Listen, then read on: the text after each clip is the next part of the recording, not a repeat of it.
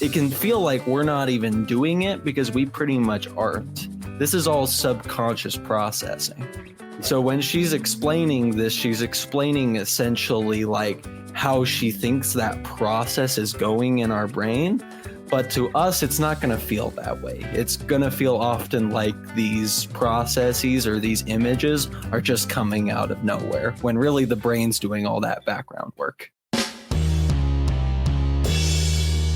Want to support the podcast? You can purchase fun and unique items like t-shirts and books at shanesbraindomain.com. Pop on over and take a look. Thank you for supporting the Discovering Your Mind podcast. Aphantasia is a condition characterized by an inability to visualize mental images in one's mind.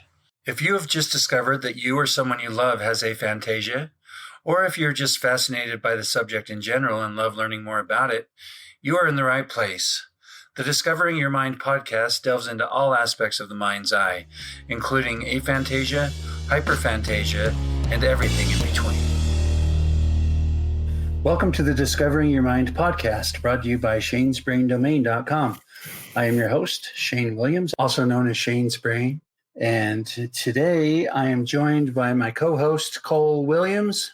We are going to talk about aphantasia. Now, throughout this entire podcast, we have talked about aphantasia, some episodes more than others. But today we're going to attempt to present a thorough overview of the main points of the phenomenon, including the newest information that is coming forth with continued research. So we're going to go over some of the newest articles written on the subject and see if we learn anything new. And if nothing else, have a good conversation about aphantasia. Yep, this is for all of you who are just coming in fresh, don't know everything we've talked about, and we're just going to give it all in one easy catch-all if we can. We'll see what happens. And there's always going to be little minute points and stuff that we can't cover everything because it is a fairly complex subject when you really get into it. But we should be able to get a pretty good cover today. All right, let's do it. All right, so I'm just going to read some excerpts from some of these articles. Some of these brand new articles have been written about aphantasia, and we'll just discuss what we think about it, think if it's anything new or anything we want to discuss about it. Sound good? All right. All right, this first quote says that it's thought to be about 1% to 4% of the general population who lack mental imagery, a phenomenon known as aphantasia. So this article was published very recently, and it shows right off the bat the inconsistency with some of the research and reporting about aphantasia. Because what I've always heard is anywhere from 2 to 4%. This is the first time I've heard anybody say as low as 1%. Some of the articles nowadays are even going up to 5%. No, it's okay. In a quote by Adam Zeman, and I believe it was the same article, it could have been one of the other ones, he was saying that he estimates about 3% have some form of difficulty with vivid imagery, but his estimate was only 1% of the population that had total aphantasia, a complete lack of imagery. Right. I'm glad you brought that up because I was just about to go into that. So he does say Zeman, in researching aphantasia for decades, estimates that 3 to 4% of the population would score significantly low on evaluations of their own visual imagination, but only about 1% score the lowest of the low on such tests, meaning they don't visualize anything at all, at least not while awake. Okay, so this is an interesting thing to discuss because nowhere in any of these articles does it discuss hypophantasia, which we've talked about quite a bit, and we accept it as a thing for sure. But it feels like maybe that 3 to 4% or even that 5% is including people with hypophantasia, which could make a lot of sense because a lot of the people that I've interviewed with hypophantasia did identify as aphantasia because they never even heard of hypophantasia. So I think that hypophantasia being so new that a lot of people that do have some very low imagery are identifying as aphantasia. And I think it's the same, just like seeing blackness in real life. It doesn't matter if, if there's still a little bit of light coming in. If it's somewhat dark in a room, you're going to say it's dark. And I think it's a similar thing with people with hypophantasia. If the visualization is so low that it's hardly there, it's pretty easy to just say like, oh yeah, I don't see anything, Right. All right. Anything else you want to say on that?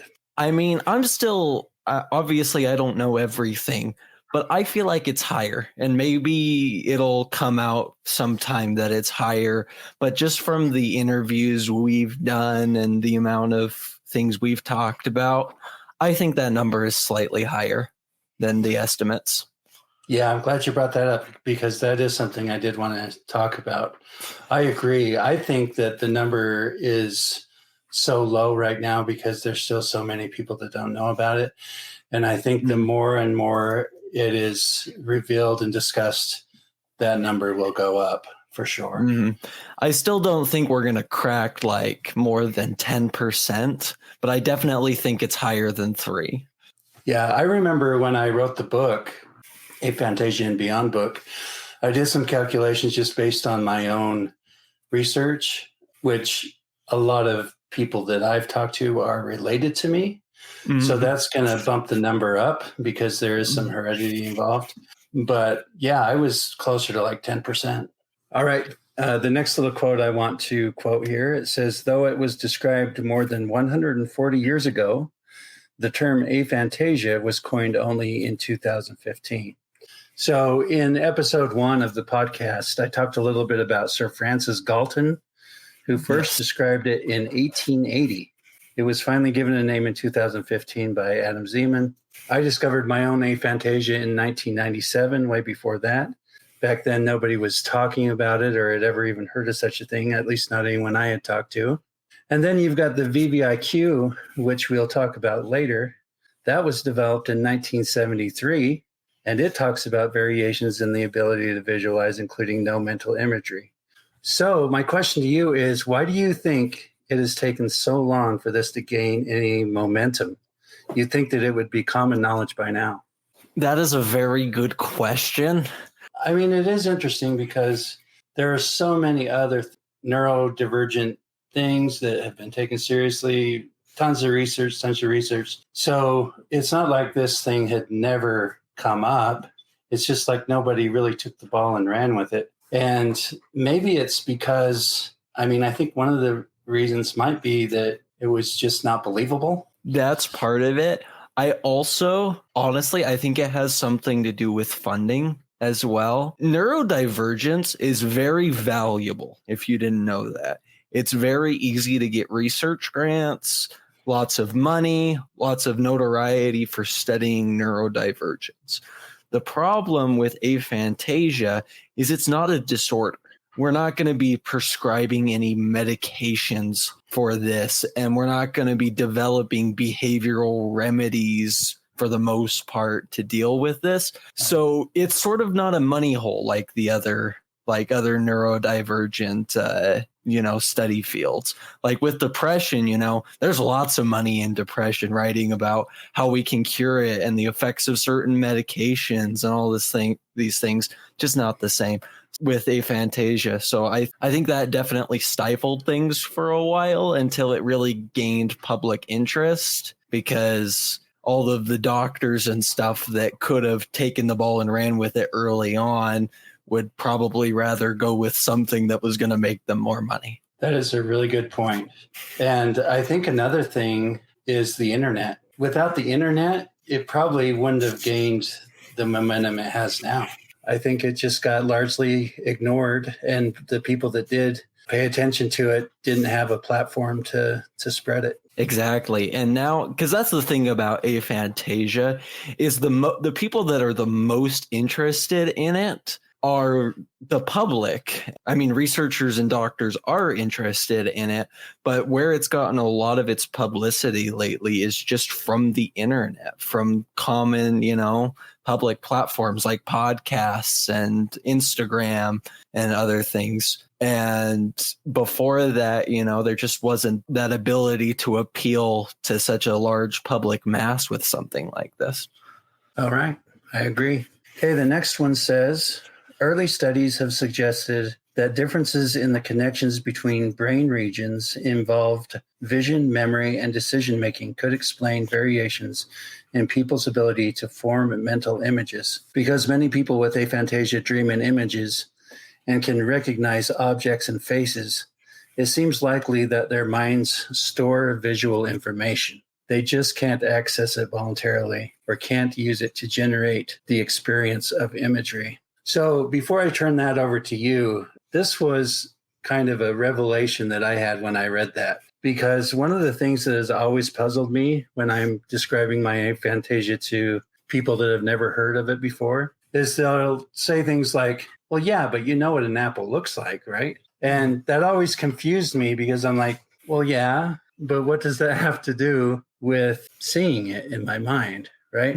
Just because I don't see a mental image doesn't mean I don't know what an apple looks like, right? That always was just common sense to me. But in that part where it says, it seems likely that their minds store visual information, if in your mind an image is the visual information, then you could make the conclusion that if somebody's not having that, then they don't have the information. But I have the information, I just don't have the image.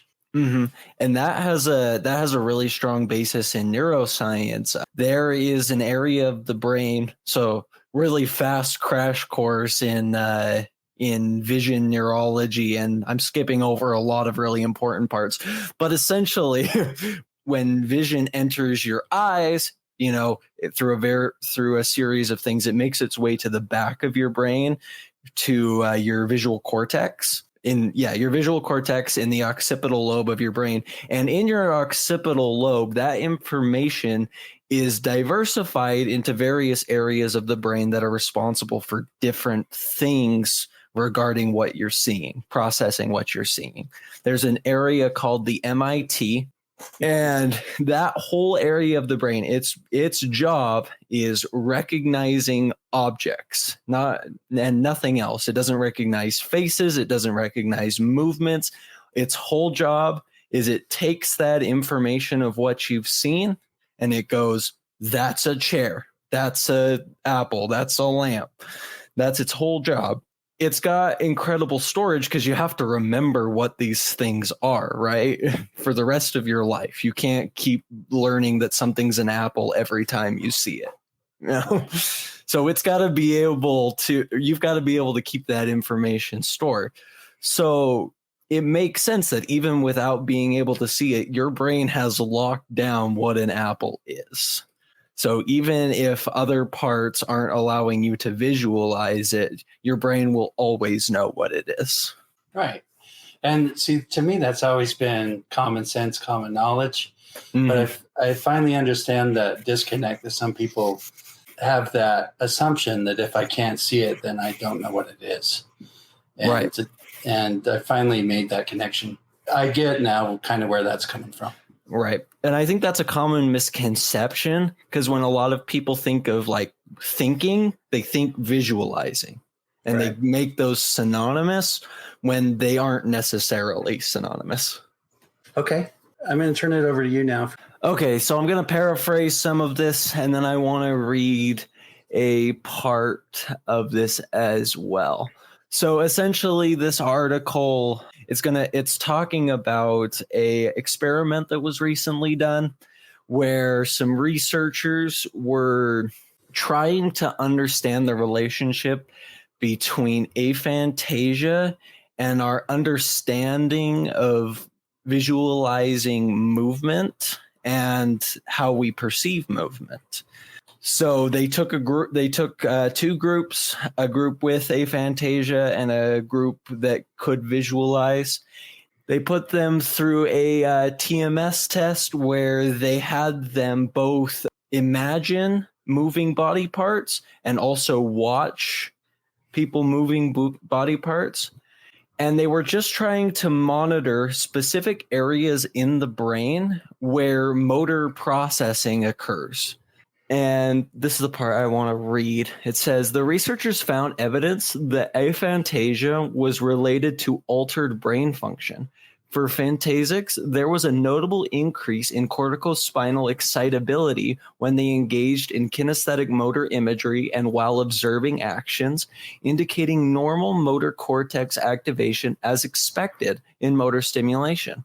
This contrast was stark in aphantasics who showed no such increase in brain activity, suggesting a fundamental neural difference in processing or generating motor simulations. So what they're saying essentially, there's an area of your brain by your parietal lobe, the very top of your head, called your sensory motor cortex, and it's responsible for processing, understanding, and controlling everything you feel, touch, move, all of that. It's responsible for basically controlling your body. And there are areas of this area that are responsible not for controlling the body, but for perceiving and processing the movement of others. What it's saying is that in people who can visualize, those areas of the brain are lighting up, becoming active when they're just watching or visualizing that movement and behavior. Whereas with people who have aphantasia, those areas of the brain are not lighting up in those instances. It says this insight extends the understanding of aphantasia beyond a simple ability to see mentally, illustrating a more complex disruption in the cognitive processes that support the simulation of actions and sensory experiences. I find that very interesting because I don't see people with aphantasia as being cognitively lacking in any way.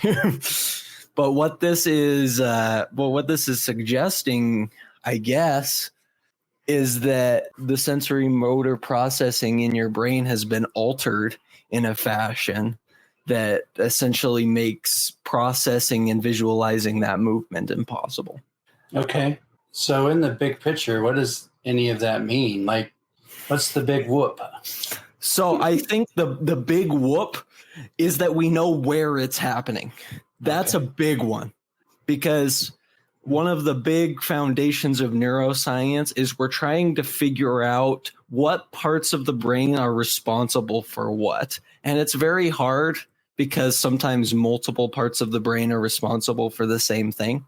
But essentially what we're trying to figure out here is where in the brain has something gone wrong or looks different in people with aphantasia.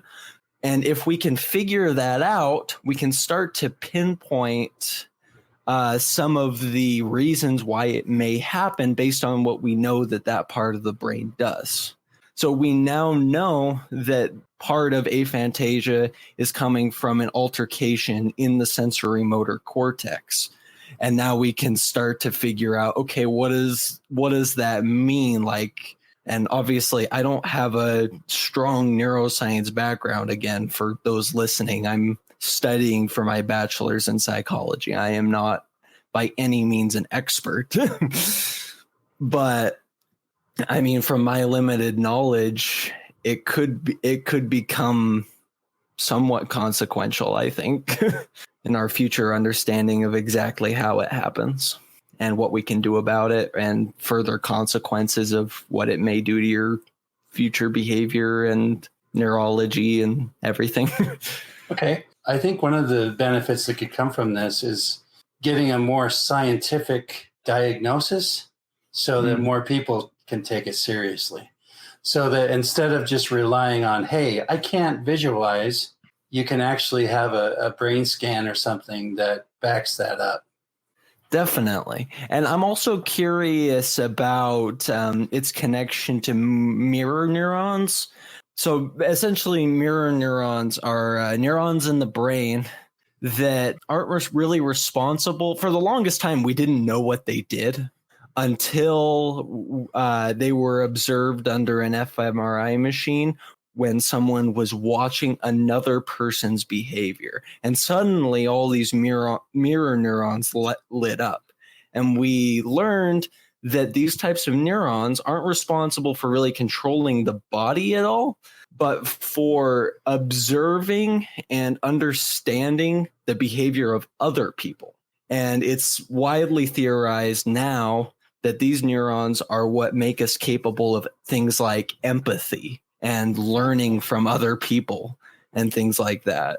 I'm very curious because of this sensory motor cortex thing. I'm very curious to see if there's a difference with aphantasics and their mirror neurons. Yeah, that would be interesting. Maybe we'll learn someday. Okay, well, I appreciate your knowledge on that. It's sometimes hard for my brain to wrap its mind around that. It's okay. I know I'm still not giving the greatest explanations either, but I try to lend at least a little bit here and there. But yeah, that was helpful. The next little section of the article I'd like to read is this. It says, "We think we know what we mean when we talk about what mental imagery is," said Nadine. Oh, I can't pronounce that. Said Nadine. Good job, Nadine. I'm sorry if we've discredited you totally on this podcast, but you're just Nadine now. A postdoctoral researcher at University College London who studies perception. This is quoting her again, but then when you really dig into it, everybody's experiences something wildly different. So I was happy to see somebody else pointing this thing out, because that's kind of been my mantra throughout all this is we are so different. Like everyone is so 100% unique when it comes to this. And, you know, that's what the podcast and the books I've written and everything is really all about. So I thought it was cool to hear somebody else mention that. We think we know what it means, but when you dig into it, especially dig into it with each individual person, yeah, it starts to get kind of mind-boggling, and all you can say is we're unique. Mm-hmm. And I find it interesting how from the beginning of the real research involved, or at least modern research involved in aphantasia, it's been rife with constant, like, having to change our perspective and recorrect ourselves. Like the first time Adam Zeman even discovered aphantasia, it was somebody who developed it after heart surgery. And he walked into his office and he told him about it, and Zeman was interested. So he wrote an article about it, and he was like, this is what it is. And then suddenly he gets a whole bunch of people emailing him and contacting him, and they have completely different experiences. You know, even being aphantasics, they're saying, hey, I've had this since birth. You know, I had this after brain trauma. I had all these things. And so instantly from the beginning, every single person coming into Adam Zeman had something different to say about it. Right. And so from then it's just expanded into there's no one way to measure this. And I think that goes back to maybe one of the reasons why only recently it's become popularized is because it's so, for lack of a better word, it's so damn difficult to nail down any good definition of this thing because everybody is different. Yeah, that's really true. And even, you know, the articles, that's why I wanted to pick out some of these articles that are brand new, because even all the articles and things written about it, you can find little contradictions and inconsistencies throughout all of it. And it really is, it's still so brand new, and there's so much sporadic research going on all over the place that it's a little bit sketchy in some areas. Right. Okay, so I wanted to read this other thing by good old Nadine. Good on you, Nadine. She talks about perception. That's her study, is perception. Mm-hmm. And I thought this was interesting. It's a little bit long, but I want to read it, and then we can talk about it. She says, the brain's process for creating mental images can be described as perception in reverse. When we perceive something in front of us, we try to infer meaning from an image. Electromagnetic waves enter our eyes, are translated into neural signals, and then flow to the back of the brain, where they're processed in the visual cortex. The information then flows forward toward the front of the brain into memory or somatic regions, a pipeline that ends with us knowing we are looking at a cat or a cup of coffee. Okay, so that's how we perceive things. She goes on to say, during imagination, we basically do the opposite.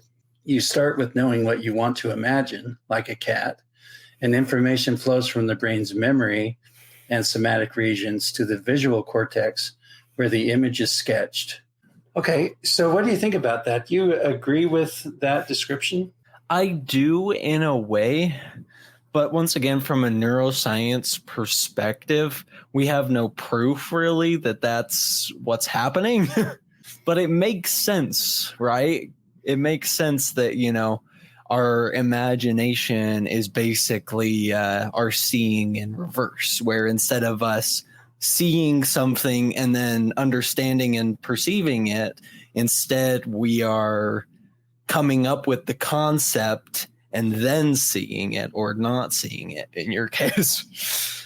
It makes sense, but it also harkens back to one of the biggest, not only psychological, but also philosophical debate of where does the brain start and end and where does the mind start and end? Right. What differentiates our physical brain from what we consider the mindscape? And we just don't know, really. Right. I think one of the things that doesn't make sense to me in this explanation, I think in some cases her explanation of how that happens could be true. But when she says it starts with what you want to imagine, that's where it throws me off, because I've talked to so many people who imagine all sorts of stuff they don't want to imagine, right? You have people talking about it pops up and I don't want to see it, but I can't get rid of it. I can't unsee it. Or you have other people we've interviewed with these amazing imaginations, and they don't decide what's in there. They just go in there and observe what's in there, right? It's not. So when she says it starts with, okay, what do I want to imagine? And then that information goes and then the brain sketches it. I think that happens in that case, but there are all these other cases where the brain seems to be on like autopilot. Well, I think it also goes to, we talk about the process of the brain as like, well, first it does this, first you think about the thing, and then it moves over to your visual cortex, and then it goes to your hippocampus and various areas of the brain. We act like it's this process like driving to LA and back, when in reality it happens that fast. Right. And so it can seem like it can feel like we're not even doing it because we pretty much aren't. This is all subconscious processing. Right. So when she's explaining this, she's explaining essentially like how she thinks that process is going in our brain. But to us, it's not going to feel that way. It's going to feel often like these processes or these images are just coming out of nowhere, when really the brain's doing all that background work. Read the book that inspired this podcast, Aphantasia and Beyond, available on shanesbraindomain.com and Amazon.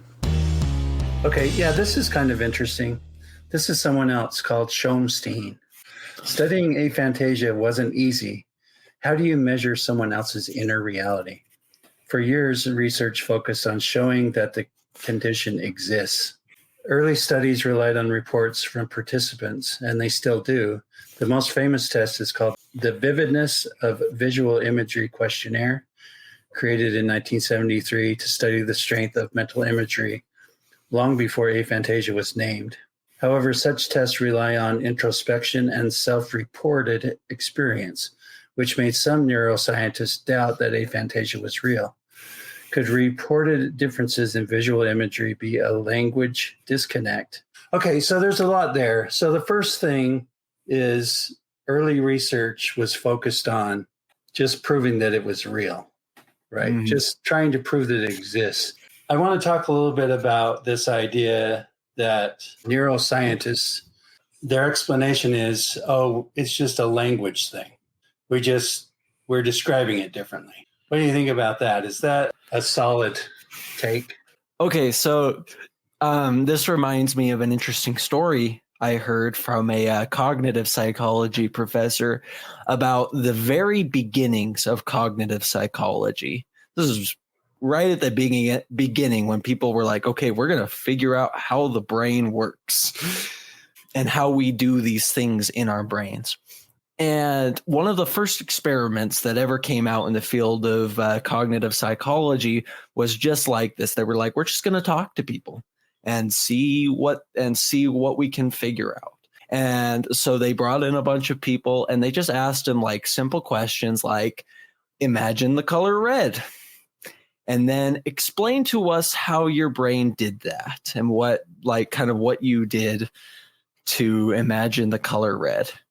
And of course, they got a million varied responses. Nobody answered the same thing. They published these findings and got laughed out of their grants so fast. It was humiliating because everybody said, this isn't science. This is just people saying random things. There's no findings here. So they got mocked openly for that. So from then on, cognitive psychologists were like, we're not doing this anymore. We have to be able to measure it. We're not going to be embarrassed again. We're going to do whatever we can to make sure it's measurable. So from then on, whenever stuff like this happens, there's always doubts. Like, how do you know people aren't just saying things and it's just a language barrier, like people are just saying what they feel is best, but there's no scientific measurement or anything to back up what they're reporting. So I think to a certain extent that's valid, but also at this point where we have a little bit more of a psychological background, and a lot of people, when we ask them, understand basically at least the difference between I can see it in my mind and I can't see it in my mind. Those differences and opinions start to become a little more valid. Because we're not just asking them like, what's the process in your brain? Nobody knows that just from thinking about it. But just the simple question, can you see it or not, at least gives people, something simple to do. And I believe their reports in that case. Right. For me, like the more people you talk to, the more questions you ask, the more it is apparent to me that it's not just a language thing. Now, I do agree that language gets in the way. I talk about that all the time. Mm-hmm. We don't have the adequate words to describe it right. Words are getting in the way all the time. I agree with that. But when I talk to some of the people I talk to, it is obvious that we are having different experiences in our minds. There's no way it's just a language problem. Right. Now imagine it from the perspective of those researchers who probably could all visualize, I'm just assuming, and they hear someone say, well, I can't do that. And, they're like, well, yes, you can. If you can't do it and you're not mentally ill, well, there must just be some sort of misunderstanding of what we're talking about. Right. And that just goes to open-mindedness, really, doesn't it? Yeah. At its base, it does go to just being more open-minded, which I think now we've reached a place where most people are. But I mean, if we're talking about, the VVIQ coming out in the 70s, open-mindedness about this was not present. Right. Good point. A lot of doubts. All right. Let's talk about the VVIQ. Okay. So like we talked about, it came out in 1973. Did you take it? I did take it. Okay, so did I. So I just want to read real quick what it is. It says, for each scenario, try to form a mental picture of the people, objects, or setting. Rate how vivid the image is using the 5-point scale. If you do not have a visual image, rate vividness as 1. Only use 5 for images that are lively and vivid as real seeing. The rating scale is as follows. Number 1, no image at all. I only know I am thinking of the object. 2, dim and vague image. 3, moderately realistic and vivid. 4, realistic and reasonably vivid. 5, perfectly realistic, as vivid as real seeing. All right, so tell me what you think about the VVIQ, Cole, and how was your experience with it? What were your results? So I think it's cool. I think it's accurate. I don't know if it has a lot of depth to it, but I think it's a good tool for scratching the surface and learning a little bit about yourself. I scored as phantasic. The VVIQ has 4 categorizations. It has aphantasia, hypophantasia, phantasia, and hyperphantasia, which are kind of the 4 categories we've talked about before. Most of my answers were about a 3 or a 4, but it was an interesting test. And one thing I like about it is it gives some suggestions on like how to explore your mind's eye, different things you can try doing to learn more about how you visualize, gives you some strengths that you may have. I thought that was super helpful. Is it the most like deep and amazing thing of all time? I don't think so, but I think it's a good, accurate measurement tool as far as self-reporting goes. Right. I agree. It's very basic, but it is a great place to start to get kind of an idea of where am I at in this thing. I do think it serves a good purpose there. One of the reasons I started to develop my own questions is because I felt like this one, like you said, it didn't go very far. Mm-hmm. And especially as someone with aphantasia, there's a lot of different questions there. But once you answer the first one, that you can't, no image at all the rest are the same. Right? Exactly. So it's running me through all of these different scenarios. And you're just answering one the whole time. And I'm just answering one the whole time. And so at some point, I'm like, why am I doing this? Right? Mm-hmm. I already figured it out the very first question. The rest of these are not doing anything for me. Right. And that's why I think the essentials of this can be summed up pretty much by the Apple graph. Obviously, the more questions and stuff help narrow down that categorization a little bit better. But the Apple graph pretty much accomplishes what the VVIQ does. It puts you in a box. Right. And right. Gets you started. And what the rest of the Discovering Your Mind protocol does that I like is that it takes it a step further. Okay, you have aphantasia. What else? What else is out there for you? Do you have an inner monologue? Can you feel things or smell things in your brain? How does your memory and things work? And, there's still a lot to explore there beyond just the blank screen. Right. And I like that we go into things like, can you visualize with your eyes open or your eyes closed or both? Mm-hmm. Is it projected out in front of you? Is it solid? Is it transparent? You get into all of those sorts of details, then I think it really helps, especially when you're teaching or talking to people. You can understand, okay, people are different. Like, I'm not going to tell people, all right, everybody, close your eyes and visualize this, because I know now that some people who can visualize can't do it with their eyes closed. Just all of these things that we've discovered, mm-hmm. I think are very useful. So as the VVIQ is a good place to start, I think there's so much more you can learn mm-hmm. by going deeper. Yeah. And like you were saying, it encourages the use of something we call inclusive language, using the right words to avoid like discluding or isolating certain people. We often talk about it when we're talking about like disability, using the right inclusive language so that everyone feels like they can participate. But it also can apply here, if we're saying things like, okay, visualize this, we're immediately saying, okay, we're cutting out those people who can't visualize, when we could use more inclusive language and say something like, imagine this, so that it encourages better use of everybody's abilities. All right, good point. The next section I want to read here says, people with aphantasia report a variety of experiences. Some can hear in their minds, while others can't imagine either vision or hearing. Some have excellent autobiographical memory, while others do not. Some have involuntary flashes of mental imagery. Most dream in images, but some cannot. Most are born with aphantasia, although a small minority acquire it after injury. Aphantasia is not a monolithic phenomenon. So this is one of those concepts that I get it, right? And I know it, but I have to constantly remind myself of it, because it's so easy to just fall in the trap of, oh, you have aphantasia like me, we must be the same, right? And that's just so not true. All of the people with aphantasia that I've interviewed, huge amounts of differences. Right. And I'm glad that research recognizes this, that there's not only a difference among phantasics, but among aphantasics as well.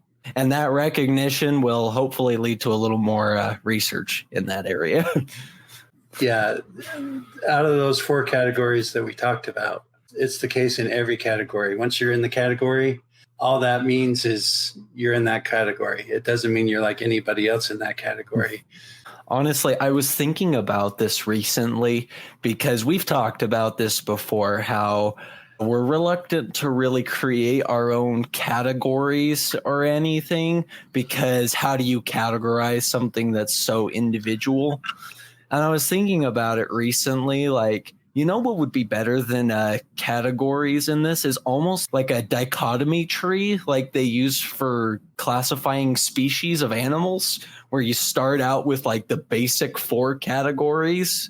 You know, we'd start out with the 4 basic categories: aphantasia, hypophantasia, phantasia, and hyperphantasia. And then it just spreads out into this big tree. And the final species level is individual to each person.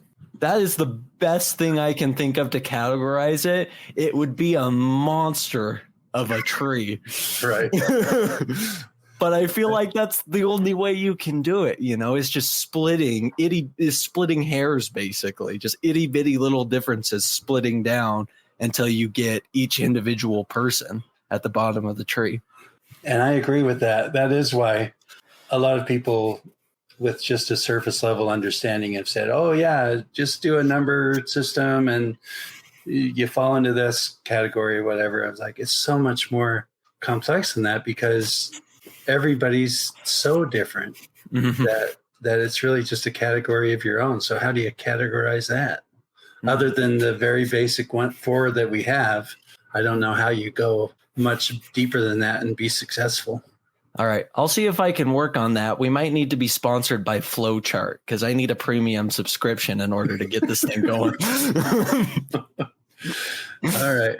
Well, I would be interested to see that, because I don't even quite understand how you would accomplish such a thing. So neither do I. It's going to take a moment. Okay. Next one says aphantasia and hyperphantasia are not disorders. People at either extreme of the spectrum don't have problems navigating the world. It's just a variant of the normal brain. There are variations in everything human.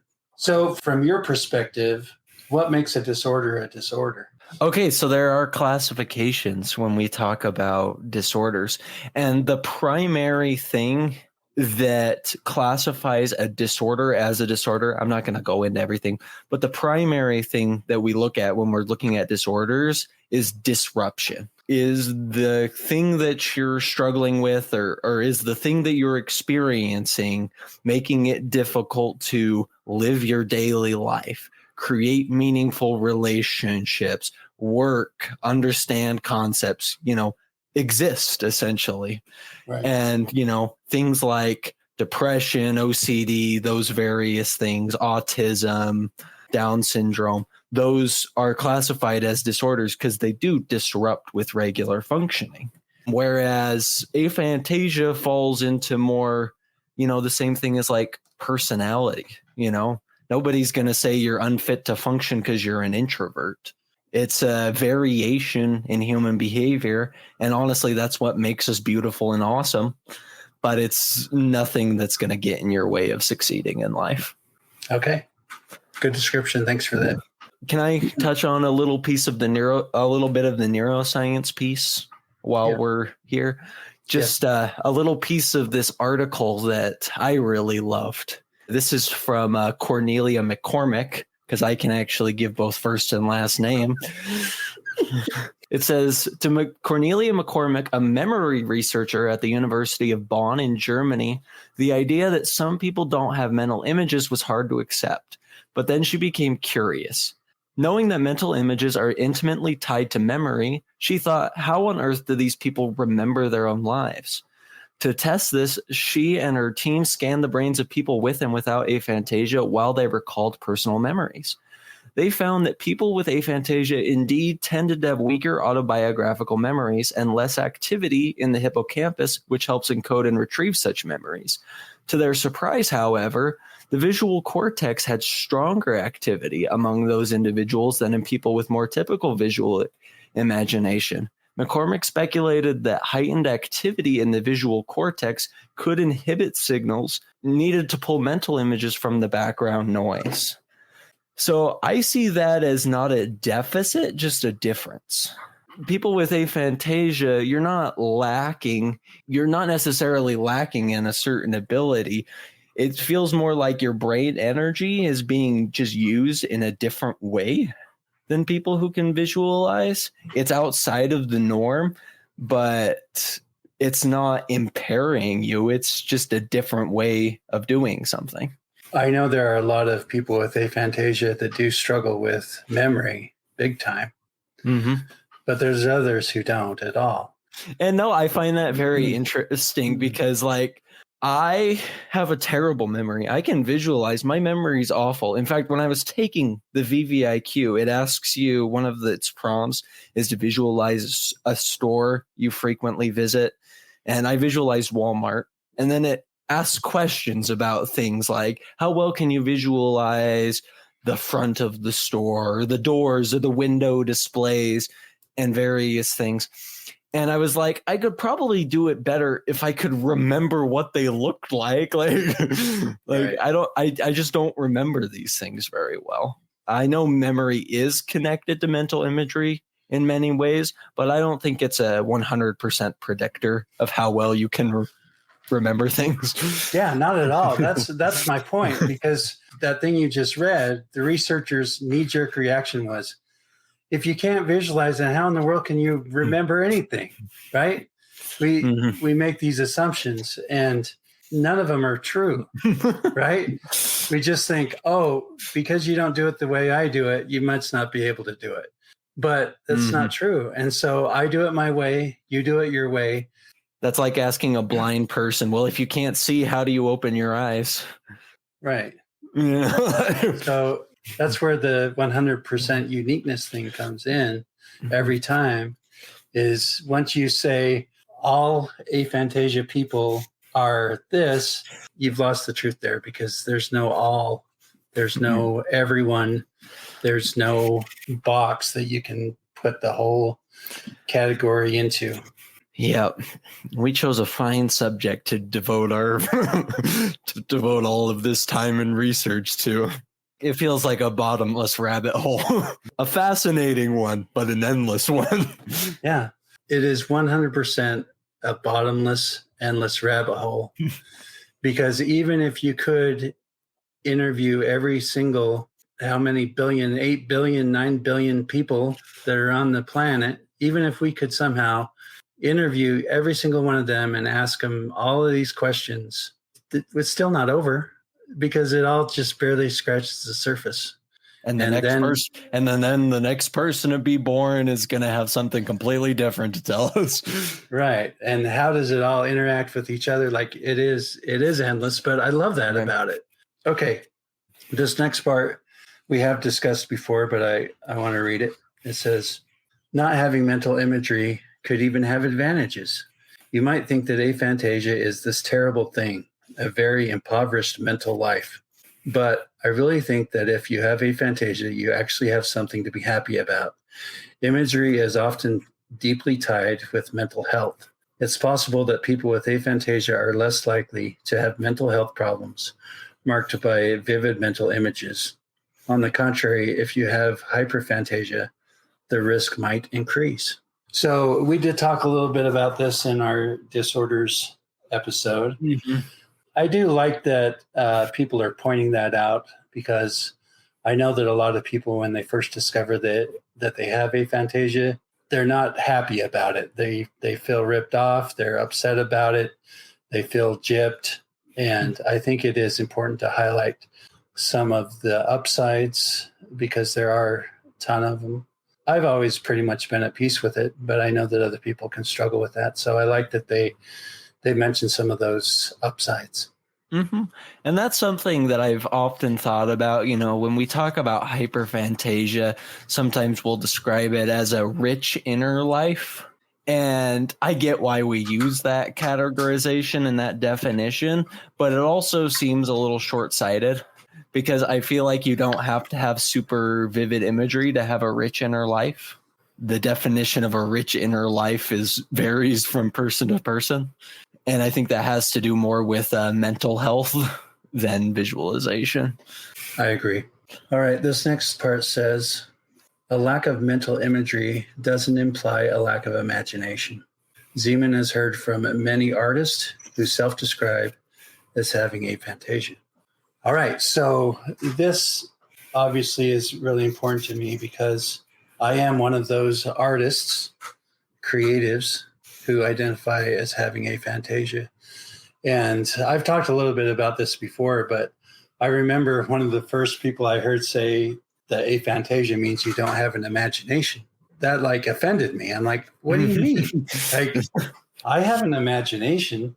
And I now understand what she meant by that because now I have a deeper understanding of what other people mean when they use that word, imagination.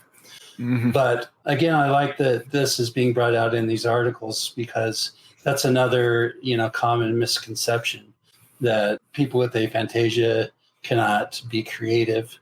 And whoa, is that one not true? There are slews and slews and slews of creatives and artists who have aphantasia. Right. And it brings it up in these articles, from such big companies as Disney and Pixar to creative writers and artists and musicians that are creating these beautiful things, and they don't have that visualization. And yet they're creating some of the most profound and well-known creations of our lifetime. Right. Yeah. It just, again, goes back to we do it. We just do it in a different way than you do it. Mm-hmm. It's just a variation once again. And the brain is full of variations. All right. This next thing says, for many people, it can be jarring to find out that they see the world differently than others. It's not only possible, but likely that you have a totally different internal experience than someone you walk by on the street. And I will add to that it's not only likely, I would say it's 100% guaranteed that you are having a different experience in your mind than the person you walk by on the street. Mm-hmm. And that's one of the things that I think is encouraged, or we should encourage on this podcast, is talk to people. Because, we talk to people all the time on this podcast, but, we can only talk to so many people and do so many things. Like, everybody listening out there, talk to the people around you, see what you can find out, see what you can learn and explore about the people around you. Because I can guarantee your closest friends, family members, people that you talk to every day will surprise you in just how different they are in visualizing things. It opens your mind. It increases your understanding. It's an amazing experience. Yeah, that's one of the things I encourage in my book. I've listed all of the questions, at least how they existed when that book was published. This thing is updated every day. They've evolved since then, but it's still a very good, solid set of questions. Mm-hmm. And that's what I encourage. I say, take this book and take it to your next lunch date or your next family activity, pull it out, ask people the questions, and the conversation will most likely go on for hours and hours and hours because everybody gets so fascinated with it and so involved, and it's so interesting to learn all the little interesting details about your family and friends. Right. Listeners, I cannot tell you how many family functions my dad has ruined. No, not ruined, but taken over because you mentioned aphantasia, and everyone was so interested that by the time we were done talking, that party had been long over. All right. So one last question. Did we learn anything new? I think we did. I think we covered a lot of things that we already have talked about and knew. But I think the main thing I've taken away from this is science is catching up. Right. And it's bringing us new insight. We've learned where in the brain, or some different parts in the brain, where aphantasia is occurring. We've learned some theories about how our visualization may occur and how it's different in aphantasics. We've also learned about ways that how the brain may be compensating for aphantasia and why aphantasia may be a good thing because of how the brain works. I think we've gleaned a lot of good psychological information here I feel like my information has been refreshed and rejuvenated. If you like what you hear, please subscribe, follow, and engage with us, and share it with your friends and family as we continue to explore this fascinating subject. For additional information about this episode or Shane's Brain, check out the show notes. Thanks for listening to the Discovering Your Mind podcast. You are beautifully unique.